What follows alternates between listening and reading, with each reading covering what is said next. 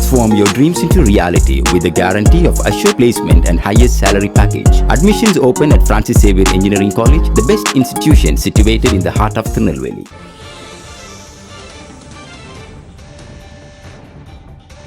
அண்மை செய்தி 4 கோடி பறிமுதல் செய்யப்பட்ட வழக்கில் பாஜக மாநில பொருளாளர் எஸ்.ஆர். சேகரிடம் விசாரணை மேற்கொள்ளப்படுகிறது. கோவை கணபதி பகுதியில் இல்லத்தில் வைத்து எஸ்.ஆர். சேகரிடம் விசாரணை நடத்துகிறார்கள் சிபிசிஐடி போலீசார். அண்மை செய்திகளை பார்த்து வருகிறோம். தாம்பரத்தில் 4 கோடி பறிமுதல் செய்யப்பட்ட வழக்கில் பாஜக மாநில பொருளாளர் எஸ்.ஆர். சேகரிடம் விசாரணை நடத்தப்பட்டு வருகிறது.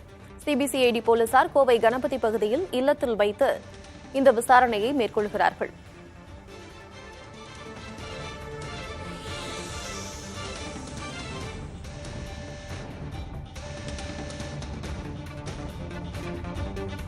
நான்கு கோடி பறிமுதல் செய்யப்பட்ட வழக்கில் சம்மன் கொடுக்கப்பட்டிருந்த பாஜக மாநில பொருளாளர் எஸ்.ஆர். சேகரிடம் சிபிசிஐடி போலீசார் தற்போது விசாரணை நடத்தி வருகிறார்கள். அண்மை செய்திகளை பார்த்து வருகிறோம்.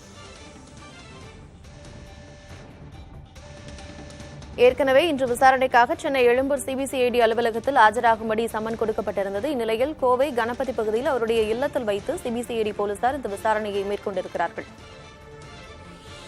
விவரங்களோடு இணைந்திருக்கிறார் செய்தியாளர் அன்பரசன். அவருடைய இல்லத்தில் வைத்து விசாரணை நடைபெற்று வருகிறது. எவ்வளவு நேரம் இந்த விசாரணை நடைபெறும்? விசாரணையில் என்னென்ன கேள்விகள் எல்லாம் கேட்கிறாங்க? விவரம்.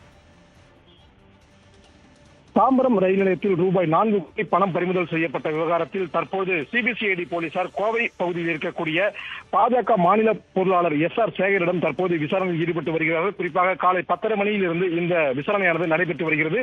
குறிப்பாக தாம்பரம் ரயில் நிலையத்தில் கடந்த மாதம் 6ஆம் தேதி 4 கோடி ரூபாய் பணம் பறிமுதல் செய்யப்பட்டது தாம்பரம் போலீசாரால். இந்த வழக்கில் 3 நபர்கள் கைது செய்யப்பட்டார்கள்.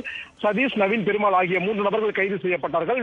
கைது செய்யப்பட்ட நபர்களிடம் நடத்தப்பட்ட விசாரணையில் இந்த பணமானது நெல்லை பகுதி பாஜக வேட்பாளர் நயினா நாகேந்திரனுக்கு சொந்தமான பணம் என்பது தெரிய வந்தது. இதனையடுத்து இந்த வழக்கின் தீவிரத்தன்மையை அறிந்து இந்த வழக்கானது சிபிசிஐடிக்கு மாற்றப்பட்டது. இந்த நிலையில் தான் சிபிசிஐடி போலீசார் இந்த பணம் குறித்து தீவிர விசாரணையில் ஈடுபட்டு வருகிறார்கள்.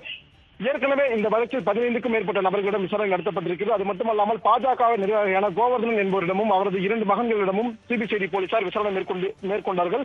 இந்த நிலையில் தான் பாஜக நிர்வாகிகள் விநாயகம் மற்றும் எஸ்.ஆர். சேகர் ஆகியோர் இருவரையும் இன்று காலை சரியாக 10 மணி அளவில் சென்னை எழும்பூரில் இருக்கக்கூடிய சிபிசிஐடி அலுவலகத்தில் ஆஜராகும்படி சம்மன் அளித்திருந்தார்கள். ஆனால் இருவரும் வெளிமாநிலத்தில் தேர்தல் பிரச்சாரத்தில் இருப்பதால் கால அவகாசம் கேட்டிருந்த நிலையில் தற்போது எஸ்.ஆர். சேகர் என்பவர் கோவை மாவட்டம் கணபதி பகுதியில் இருக்கக்கூடிய அவரது வீட்டில் இருப்பதாக போலீசாருக்கு தகவல் கிடைக்கப்பட்டு சென்னையில் இருக்கக்கூடிய சிபிசிஐடி போலீசார் மற்றும் கோவையில் இருக்கக்கூடிய சிபிசிஐடி போலீசார் உதவியுடன் அங்கு சென்று தற்போது விசாரணையில் ஈடுபட்டு இருக்கிறார்கள்.